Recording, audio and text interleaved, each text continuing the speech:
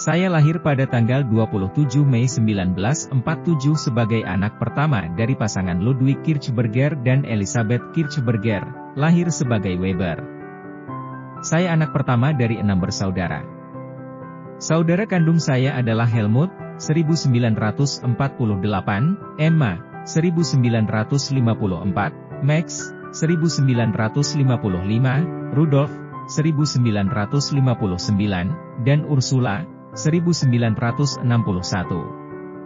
Saya memiliki 12 keponakan laki-laki dan perempuan, anak-anak mereka juga berjumlah 12 orang saat ini, tetapi tentu saja jumlah tersebut masih akan terus bertambah.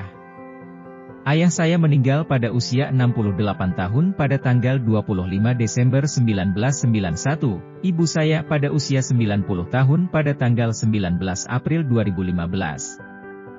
Masa kecil saya berlangsung di sebuah desa kecil, Kastel dekat Knat di bagian utara Oberpfalz, tidak jauh dari Tirschenreuth. Ayah saya adalah seorang masinis dan bekerja di sebuah pabrik yang berjarak sekitar 3 km dari desa kami. Kami juga memiliki sebuah perkebunan kecil, yang harus dijaga oleh ibu dan kami anak-anaknya. Ayah saya selalu dapat mengambil cuti sehari ketika ada pekerjaan penting yang harus dilakukan di ladang. Salah satu saudara perempuan ibu saya juga banyak membantu kami. Itu adalah tahun-tahun setelah perang dan kehidupan kami sebagai anak-anak sangat diwarnai oleh kerja keras tanpa lelah. Saya bergabung dengan SVD secara kebetulan. Pada tahun 1957, saya bertemu dengan seorang teman sekolah saya, tapi dia satu kelas di atas saya, di dekat Tugu Peringatan Perang, di pusat desa kami. Kami mengobrol dan dia mengatakan kepada saya bahwa pada tahun ajaran berikutnya dia akan masuk ke sekolah menengah atas, gimnasium, di Tirschenreuth. Secara spontan saya berkata, tahun depan saya akan ikut bersamanya ke sana. Saya tidak tahu lagi apa yang mendorong saya untuk mengatakan dan melakukan itu. Sebenarnya Tirschenreuth pada saat itu sulit dijangkau dari desa kami. Itu sebabnya orang tua saya mengatakan bahwa jika saya ingin bersekolah di gimnasium, maka saya harus pergi ke Weiden, karena akses ke sana sangat mudah, hanya setengah jam dengan kereta api. Tetapi saya tetap pada pendirian saya. Kemudian ketika saya berada di biara St. Petrus, Tirschenreuth, saya baru sadar kalau saya berada di sebuah seminari kecil milik Serikat Misionaris dari Steil. Tentu saja, kami dibuat sedikit akrab dengan biara SVD. Para misionaris yang sedang cuti, sering mampir ke seminari ini dan bercerita tentang pekerjaan mereka. Saya juga ingat kelompok tari dari Pater Probst, yang tinggal di seminari selama beberapa hari setelah, atau sebelum. Mereka menari di Kongres Ekaristi di Munchen pada tahun 1960. Saya juga ingat Uskup Polsani dari Denpasar, Bali, dengan sangat baik. Saya sangat terkejut bahwa ada uskup sekecil itu. Jadi perlahan-lahan saya sampai pada kesimpulan bahwa profesi misionaris mungkin cocok untuk saya, dan setelah lulus ujian akhir sekolah, Abitur, di Ingolstadt, saya mendaftar ke novisiat SVD bersama dengan teman sekelas saya, Martin Weiss. Di St. Gabriel, Wien, kami beruntung, karena kami berada dalam ruang lingkup rumah formasi yang baik. Pater Alfred Mach adalah pembimbing novis dan Bernhard Desi Bourt adalah sosiusnya. Pater Desi, demikian kami memanggilnya, masih muda dan memiliki banyak ide dan rencana-rencana yang menarik bagi kami. Saat itu adalah masa perubahan setelah konsili Vatikan II, dan kami para novis muda, bersama para saudara berkaul kekal, punya keinginan besar untuk memformat ulang dan mengevaluasi banyak hal sesuai dengan ide dan pandangan kami. Pater Desi dan Pater Piscati, prefek skolastik, sangat terbuka terhadap gagasan kami dan melakukan banyak hal bersama kami. Pater Mach, secara emosional dalam banyak hal tidak sejalan dengan kami, tetapi dia adalah seorang yang sangat cerdas dan berwibawa. Dia menyadari bahwa harus ada perubahan dan penyesuaian dalam kualitas akademis. Dia memiliki otoritas yang besar di antara para pastor dan bruder yang lebih tua darinya dan dia membela apa yang kami lakukan dengan para pembina dan dosen muda. Itu adalah konstelasi yang sangat menguntungkan bagi kami. Di ST Gabriel kami tidak pernah menghabiskan banyak energi untuk pergulatan dan perselisihan internal yang tidak perlu. Di satu sisi, pergulatan dunia akademis membuat kami sungguh bergairah. Kami memiliki profesor tamu yang baik, yang benar-benar memperkaya kami. Saya ingat terutama Heinrich Rennings von Trier, Profesor Goldbrunner, seorang psikoterapis dari Swiss yang mempraktikkan psikoterapi percakapan Rogers, juga Michael Zulechner, dan yang paling penting adalah Georg Braulich. Kami sangat diuntungkan oleh fakta bahwa ST Gabriel sendiri tidak memiliki cukup profesor dan karena itu harus mengundang profesor tamu. Tetapi kami juga memiliki orang-orang yang baik di antara para profesor kami sendiri.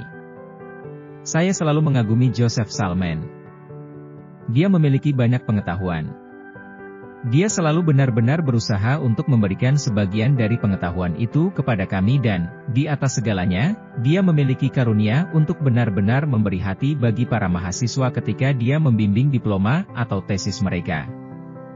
Beliau tidak mengkritik kekurangan dan tidak menghilangkan keberanian mahasiswa, tetapi beliau mampu menemukan butiran emas di antara sampah-sampah buliran pikiran mereka dan selanjutnya memberi jalan keluar terbaik untuk mengembangkan pendekatan yang mereka pilih.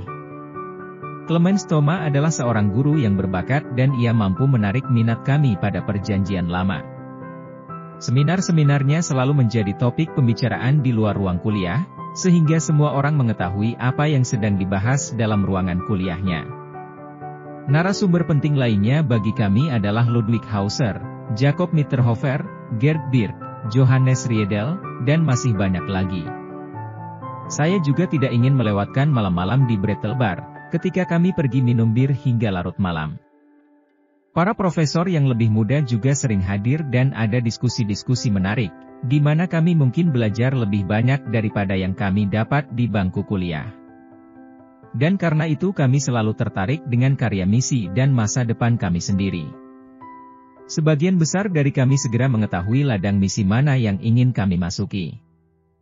Kuliah-kuliah praktis tentang misiologi oleh Pater Piscati dan informasi serta berbagai kegiatan badan-badan misi Katolik Austria, yang diberikan oleh Pater Mitterhofer, membuat kami memiliki kontak yang hidup dengan dunia misi dan jawaban atas pertanyaan-pertanyaan tentang pergolakan dalam pemahaman misi. Atas saran para profesor, saya sendiri juga mulai menaruh minat pada pendidikan di seminari milik SVD. Setelah praktik dan berada di tahun pertama teologi, atas saran Pater Piscati, saya menulis surat ke berbagai seminari SVD, atau tempat di mana SVD bekerja, dan menanyakan mata pelajaran apa saja yang mereka perlukan untuk para misionaris muda. Pertama saya mendapat balasan dari Tagaytay dan Vigan. Vigan mencari seseorang untuk hukum kanonik dan bidang-bidang lain yang tidak saya minati. Tagaytay menulis bahwa mereka mencari seseorang untuk filsafat barat. Hal ini menarik minat saya dan karena itu saya mulai menghadiri kuliah tambahan di bidang filsafat. Secara khusus, saya ingat sebuah kuliah dari Joseph Salman tentang hubungan antara teori dan praktik dalam sejarah pemikiran barat, yang memberikan saya banyak wawasan yang masih berharga bagi saya sampai sekarang. Sekitar setahun kemudian saya mendapat balasan dari Ledalero dan mereka menulis bahwa mereka secara praktis mencari orang untuk semua bidang. Jadi saya menyadari bahwa inilah tantangan besar yang harus dihadapi. Segera setelah itu, Pater Karl Muller, yang saat itu menjabat sebagai wakil jenderal, datang ke ST Gabriel. Saya berbicara dengannya dan dia mengatakan kepada saya bahwa mereka sedang mencari seseorang untuk Ledalero dan bahwa saya pasti akan mendapatkan penunjukan di sana jika saya mau. Jadi petitio missionis, saya cukup singkat, Ledalero, eksegesi perjanjian baru atau dogmatik. Saya pikir saya akan mendapatkan eksegese, karena untuk dogmatik Pater Flooswijk masih cukup aktif, sementara di Ledalero tidak ada profesor untuk eksegese. Namun, Generalat memutuskan Pater Hekeren untuk juga datang ke Ledalero sebagai seorang ekseget, hal yang tidak saya ketahui sebelumnya, sehingga saya akhirnya memilih mata kuliah dogmatik. Saya sebenarnya tidak mempunyai moto tahbisan. Tetapi karena di paroki asal saya, sudah menjadi kebiasaan umat, bahwa gambar primis diletakkan di buku doa mereka, sebagai pengingat agar terus mendoakan para imamnya. Itulah sebabnya saya menulis pada kartu tahbisan saya, berdoalah untuk kami, supaya firman Tuhan tersebar dan dimuliakan, BDK. 2 Tes 3,1. Apakah dan bagaimana moto ini menemani saya? Saya sadar bahwa kami yang bekerja di Seminari Tinggi Ledalero sangat membutuhkan roh Tuhan dan kekuatan dari Tuhan agar kami dapat melaksanakan tugas yang menjadi tanggung jawab kami dengan baik. Bagaimanapun juga, kami melatih hampir 1/5 dari para calon SVD sejagat. Jadi apa yang kami lakukan atau tidak lakukan pasti berdampak untuk seluruh serikat, di segala penjuru dunia. Kegiatan misionaris saya adalah mendidik para SVD muda. Saya tiba di Ledalero 5 bulan setelah ditahbiskan dan menghabiskan 9 bulan pertama untuk belajar bahasa secara intensif. Saya mulai mengajar di Ledalero bulan Agustus 1976. Pada semester-semester pertama saya masih lebih banyak belajar bahasa daripada mengajar. Kegiatan mengajar ini menyertai saya sampai hari ini. Sekarang saya telah menjadi profesor emeritus, tetapi saya masih terus mengajar. Selama beberapa tahun, saya dipilih sebagai anggota Dewan Rumah Ledalero dan Dewan Provinsi ND. Saya membantu menentukan nasib serikat di Bukit Ledalero ini.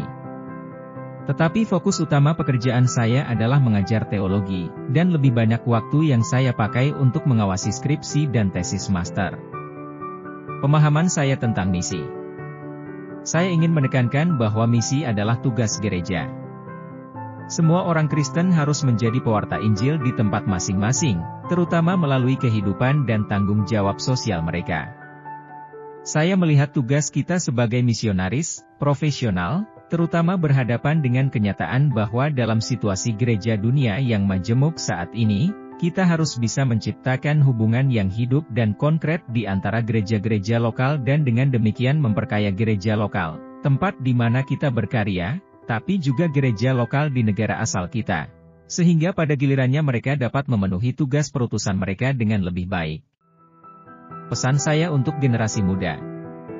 Ya, saya termasuk dalam generasi yang sekarang harus turun dari panggung kehidupan. Berikan saya satu kesempatan ini untuk memberikan pesan kepada generasi muda. Saya pikir penting bagi mereka untuk mengembangkan rasa percaya diri yang sehat sehingga mereka dapat bertarung melawan kami yang sudah tua, dalam pertempuran yang mungkin pernah kami perjuangkan di masa muda, di mana mereka benar-benar mewakili dan memperjuangkan posisi mereka, yang lebih responsif terhadap tuntutan zaman. Hal ini memang sama sekali tidak sesuai dengan tipikal orang Indonesia, di mana mereka lebih diedukasi dan berorientasi untuk lebih baik menyesuaikan diri. Saya juga berpikir bahwa disiplin diri dan rasa tanggung jawab itu penting. Jika hal itu ada, maka kita akan berusaha untuk mengenal firman Tuhan dengan lebih baik dan lebih baik lagi, sehingga kita dapat berkhotbah, mewartakan sabda Tuhan dengan penuh tanggung jawab. Dan buah dari rasa tanggung jawab ini adalah dengan sungguh-sungguh dan serius untuk terlibat dalam segala situasi di mana kita hidup dan bekerja.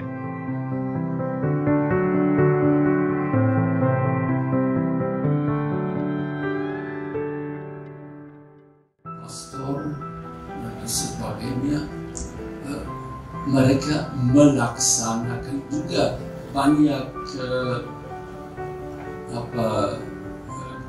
komunitas basis. Ini akhirnya dilaksanakan terinkulturasi dalam semangat yang lebih kuat, toh seringkali masih diwarnai oleh struktur feodal